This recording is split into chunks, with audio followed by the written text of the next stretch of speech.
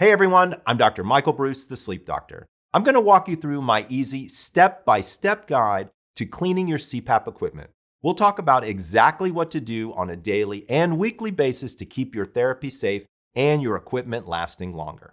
Before we get into it, I want to stress that regularly cleaning your Cpap equipment is crucial because moisture and residue can quickly build up, creating a breeding ground for bacteria, mold, and allergens that you then breathe in for hours each night. Remember, dirty equipment can also reduce airflow efficiency, irritate your airways, and shorten the lifespan of your mask, your tubing, even your humidifier. Consistent cleaning keeps therapy effective, safe, and comfortable. Let's first start with what cleaning supplies you're going to need. Number one is a mild, unscented dish soap. Clear versions are going to be the best. Think Dawn Free and Clear, Palmolive, or 7th generation. As long as it's clear and unscented, it'll work great. Number two, warm water. Drinking quality tap water is completely fine for washing.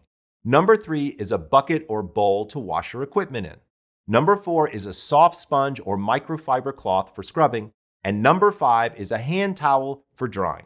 Two optional things you may need, depending upon how dirty your Cpap equipment may be, is white vinegar for disinfecting and removing odors, and a simple tube brush to get more of a deeper scrub with your hose. Now, a few things to avoid when cleaning are bleach and alcohol.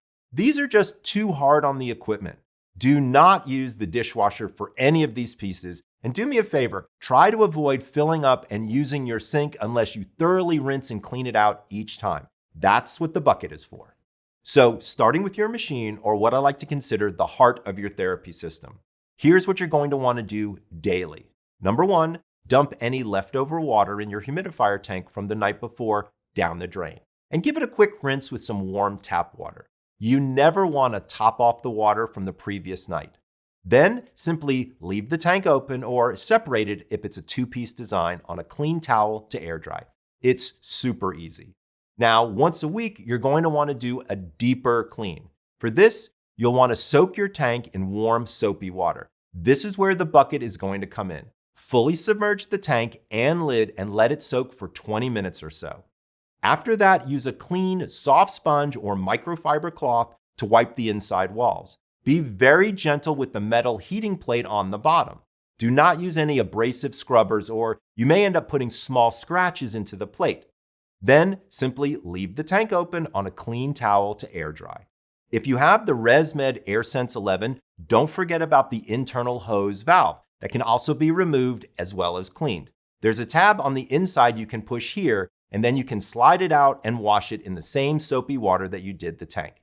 If you haven't cleaned your Cpap in a long time and you notice that the metal plate has white mineral spots, soap is not going to remove them. What you're going to need to do instead is fill the tank 1 part white vinegar with 1 part water. Then let it sit for about 30 to 60 minutes. The acid is going to eat through the calcium and break it up. And then you're going to rinse thoroughly until the vinegar smell is gone. Maybe this goes without saying, but never submerge the actual machine unit in water or any liquid. Regarding your machine filters, a good rule is to replace your disposable filters about once a month.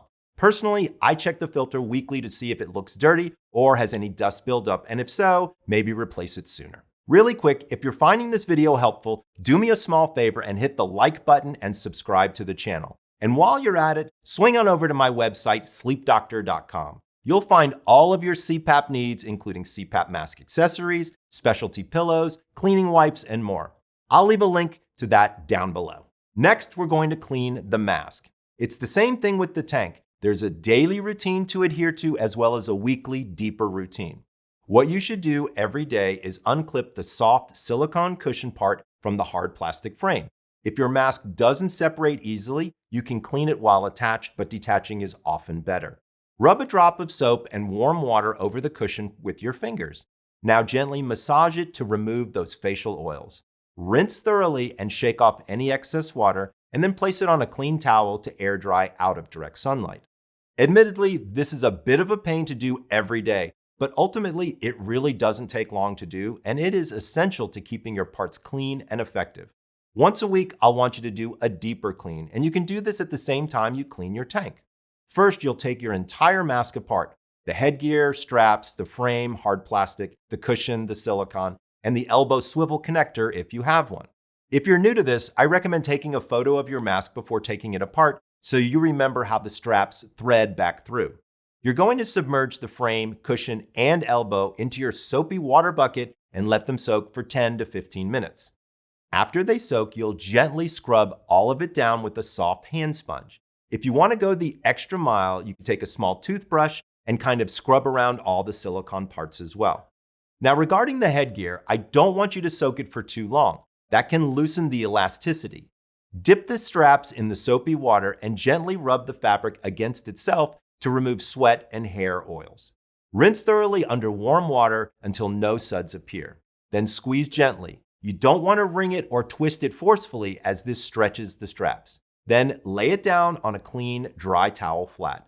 If you want to speed up the drying process here, what I like to do is then roll the towel up tightly like a sleeping bag or a burrito with straps inside.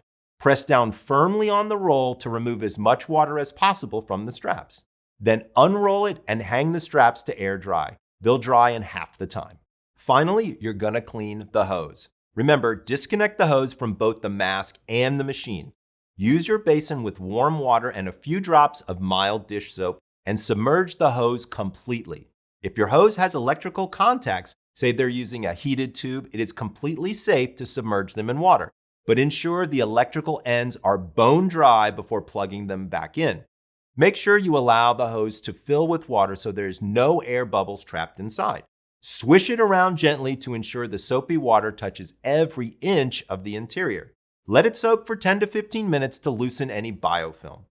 You don't have to do these next steps every time, but if you want maximal cleanliness, these are good to consider. If you have a tube brush, gently feed the brush into one end of the hose. Push it back and forth gently, but don't force it if it gets stuck.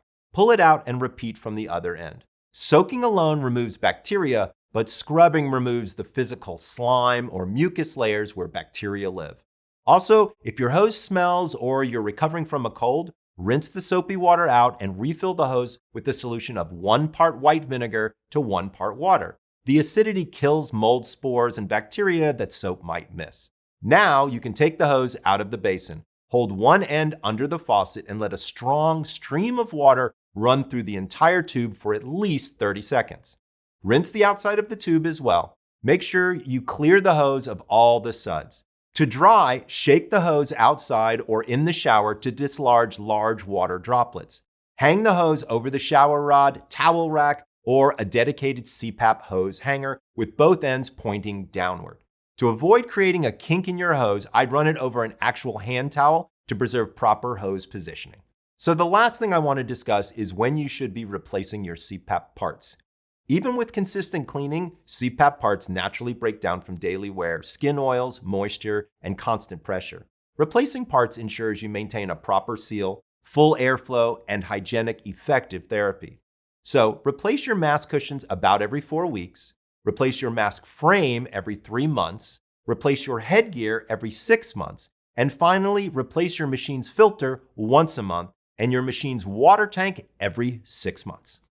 I know I went through a lot of timetables there. If you didn't get it all, do me a favor, stop the video, reverse it, and write these things down and keep a little schedule right next to your Cpap machine. That's everything you need to know in order to properly clean your Cpap equipment. If you have any questions I didn't address in the video, please do me a favor and leave them down in the comments and I'll answer them there. If you're interested in learning about some common mistakes new Cpap users make, or maybe how to save money on your Cpap therapy, go check out these videos right here. All right, everyone, this is Dr. Michael Breus, the Sleep Doctor, wishing you sweet dreams.